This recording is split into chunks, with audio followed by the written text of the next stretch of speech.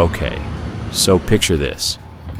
You're walking through a quiet street just outside Tokyo. There's a Chinese restaurant on your left, a convenience store on your right, some old guy walking his dog. Nothing special, just a normal suburban street. But here's the thing. 20 years ago, this exact street, this quiet, boring, completely ordinary-looking street, was home to over 200 illegal adult establishments, running wide open every single night. It was called Nishikawaguchi, and for about a decade, it was the most notorious red light district in all of Japan. Then the police came, and everything changed. But what happened next? Nobody really talks about that part. That's what this video is about. To understand Nishikawaguchi, you have to understand Japan in the 1980s. The economy was booming, salarymen were flush with cash, and Japan had this complicated relationship with the adult entertainment industry. Technically, paid companionship of any kind had been illegal since 1956 under Japan's morality legislation. But, and this is a big but, the law had gaps, massive gaps, and people figured out how to use them. Enter the pink salon, or pinsaro, as the locals called it. On paper, a pink salon was just a hostess bar, music, drinks, conversation, totally legal. But in practice, let's just say the menu went a lot further than the sign on the door suggested. And nobody in Nishikawaguchi was pretending otherwise. By the late 1980s, a cluster of these shops started appearing around the west exit of Nishikawaguchi Station. Small shops, narrow alleyways, cheap rent, and crucially, not much police attention. Word spread fast. By the mid-1990s, Nishikawaguchi had developed its own signature service. They called it NK Style, named after the district itself. Now, I'm going to be honest with you. I'm going to keep this relatively clean because this is YouTube. But NK Style basically meant that these pink salons were offering services that went far beyond what was legally permitted. Illegally, openly, for somewhere between 6,000 and 10,000 yen. That's roughly $40 to $70. Cheap, fast, and somehow everywhere. At its peak, there were over 200 shops crammed into a tiny area around the station's west exit. Think about that, 200 shops in maybe a few city blocks. Salarymen after work, gamblers from the nearby pachinko halls, guys from all over the Kanto region making the trip specifically for this place. The alleyways were packed every night. There were lines outside shops, touts on every corner pulling people in. And the economic impact was enormous. We're talking hundreds of millions of yen flowing through this tiny neighborhood every single month. Nishikawaguchi had somehow become more popular than Kabukicho, Tokyo's own famous red light district. That's not nothing. That's a massive deal. So why did the cops look the other way for so long? Honestly, it's complicated. Local businesses were thriving, tax revenue was flowing, and Japan has a long history of tolerating gray zone industries as long as they stay gray, as long as they don't make too much noise. But then things started getting noisy. By the early 2000s, the pressure was building. Residents were complaining. Parents were worried about their kids walking past the touts every day. And nationally, Japan was starting to crack down on its red light districts. In 2003, Shinjuku's Kabukicho went through a major cleanup operation. Police pressure was increasing across the board. Nishikawaguchi was next. In November 2004, the Saitama Prefectural Police designated the west exit area of Nishikawaguchi Station as a priority zone for adult entertainment cleanup. That phrase sounds bureaucratic, but what it actually meant was, we're coming in. And they did. Using Japan's morality legislation and the entertainment business law, police launched coordinated raids across the district. Shop owners were arrested, workers were arrested.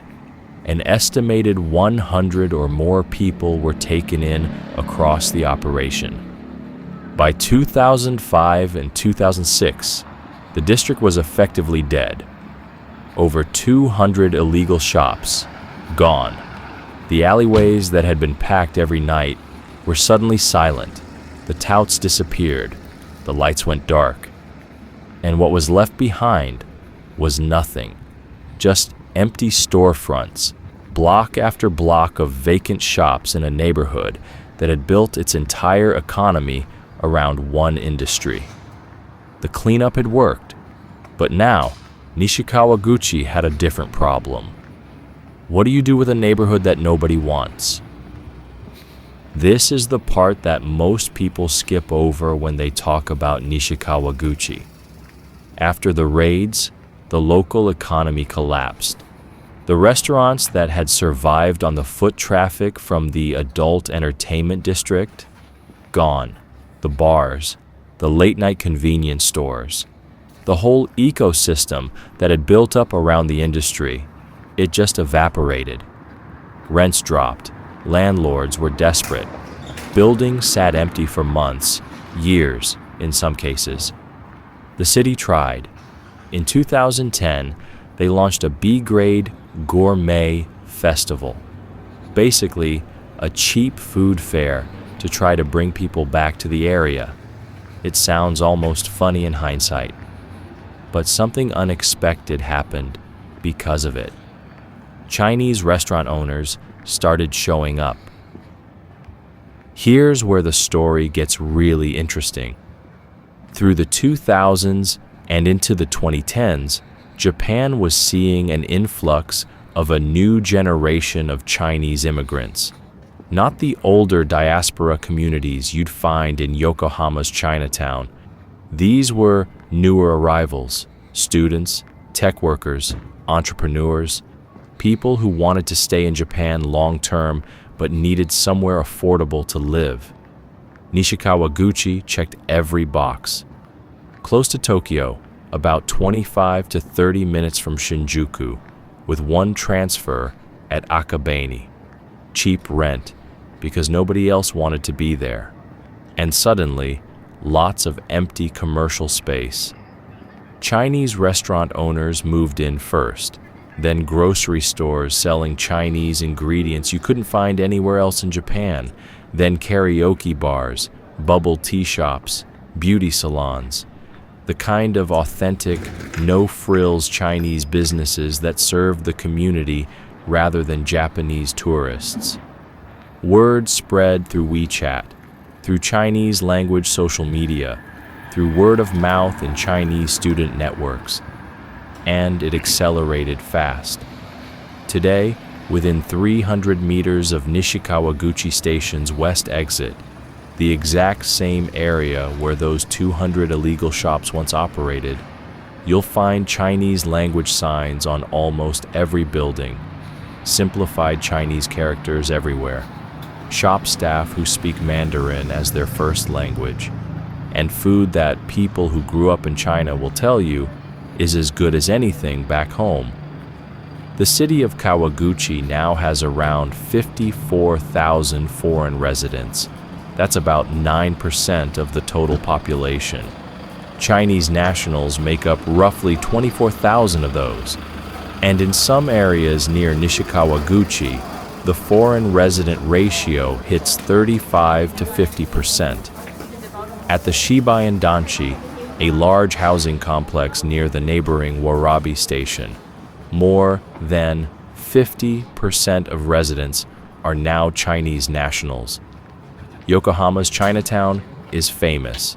It's a tourist attraction. It's been there for over 150 years.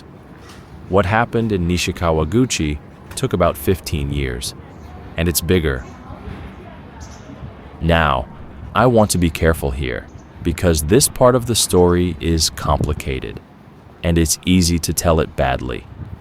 Anytime you have a neighborhood that changes this fast, any neighborhood, anywhere in the world, there's going to be friction. That's just reality. In Nishikawaguchi, the friction has been real. Garbage disposal became a major flashpoint. Japan has famously strict rules about how and when you put out your trash. Different categories, specific days, specific bags. For longtime residents, it's second nature. For new arrivals from China, where the system works completely differently, the learning curve was steep. The result? Overflowing garbage collection points, illegal dumping. Complaints from Japanese residents who had lived in the neighborhood for decades. In some spots, you can still see handwritten signs, in Chinese, saying things like, "This is Japan, please follow the rules." There have been incidents, noise complaints, disputes between residents. The kind of low-level friction that happens when two communities with very different cultural norms suddenly have to share the same space. And politically, it's become a major issue. In February 2026, just recently, Kawaguchi held a mayoral election. 6 candidates ran, and the central issue wasn't infrastructure or economic development. It was the foreign residents.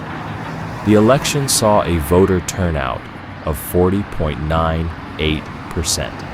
The previous election had been 21.67%, nearly doubled. That tells you how much people cared. The winner was Yuriko Okamura, a 44-year-old former prefectural assembly member. She became Kawaguchi's first female mayor. Her platform? Strict enforcement of life rules for all residents, Japanese and foreign alike. It's a story that's still being written. Here's the thing I want to leave you with. When I walked through Nishikawaguchi today, I passed Chinese restaurants and bubble tea shops and signs I couldn't read. I also passed, if you look carefully enough, a handful of establishments from the old days. Legal ones, discreet, still operating. The street didn't become completely new. It layered. That's kind of how cities work, right? They don't erase their history. They just add to it, bury it under new signs and new smells and new languages, but it's still there, underneath. Nishikawaguchi went from a post-war industrial town to one of Japan's most notorious red light districts, to a ghost town, to one of the most authentically Chinese neighborhoods outside of China itself, all in the span of about 40 years. And whatever comes next, nobody knows yet. If you made it this far, thank you. If you want to see more stories like this from the parts of Japan that don't make it into the travel guides, subscribe. There's a lot more where this came from.